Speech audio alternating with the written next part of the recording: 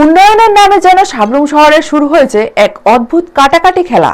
একদিকে কোটি কোটি টাকা ব্যয়ে নতুন রাস্তা নির্মাণ, অন্যদিকে সেই সদ্য তৈরি রাস্তায় আবার ভেঙে ফেলছে আরেক সরকারি দপ্তর। ফলাফল হাসির খোরাক হলেও সাধারণ মানুষের জন্য তা চরম ভোগান্তির কারণ হয়ে দাঁড়িয়েছে। সাবরুম মহকুমার বিভিন্ন গুরুত্বপূর্ণ এলাকায় সম্প্রতি পিডব্লিউডি দপ্তরের নির্মিত নতুন রাস্তা কেটে ডিডব্লিউএস দপ্তর পাইপলাইন বসানোর কাজ চলছে। উন্নয়নের তকমা লাগানো হলেও বাস্তবে এই কাজের কোনো সমন্বয় না থাকায় প্রতিদিনই দুর্ভোগ পোহাতে হচ্ছে শহরবাসীকে।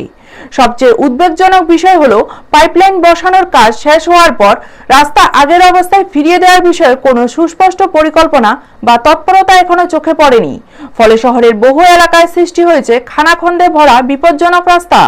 যান চলাচল ব্যাহত হচ্ছে, ধুলোবালিতে নাকাল হচ্ছেন পথচারী ও ব্যবসায়ীরা, বাড়ছে দুর্ঘটনার আশঙ্কাও।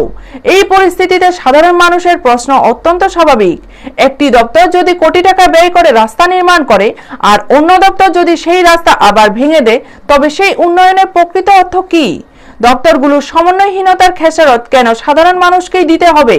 সচেতন নাগরিকদের দাবি, যে কোনো উন্নয়নমূলক কাজের আগে সংশ্লিষ্ট সরকারি দপ্তরগুলোর মধ্যে সুস্পষ্ট সমন্বয় থাকা অত্যন্ত জরুরি। পাশাপাশি রাস্তা কাটার পর দ্রুত সংস্কার কাজ সম্পন্ন করার বাধ্যবাধকতাও নিশ্চিত করা উচিত। তা না হলে সরকারি অর্থের অপচয়ের পাশাপাশি জনভোগান্তি আরো বাড়বে। এখন দেখার বিষয় ব্যবস্থা এই গুরুতর সমস্যাকে কতটা গুরুত্ব দিয়ে দ্রুত কার্যকর পদক্ষেপ গ্রহণ করে এবং সাবরুম শহরের মানুষ কবে এই অকারণ দুর্ভোগ থেকে মুক্তি পায়। ব্যুরো রিপোর্ট, নিউজ তৎকাল 24।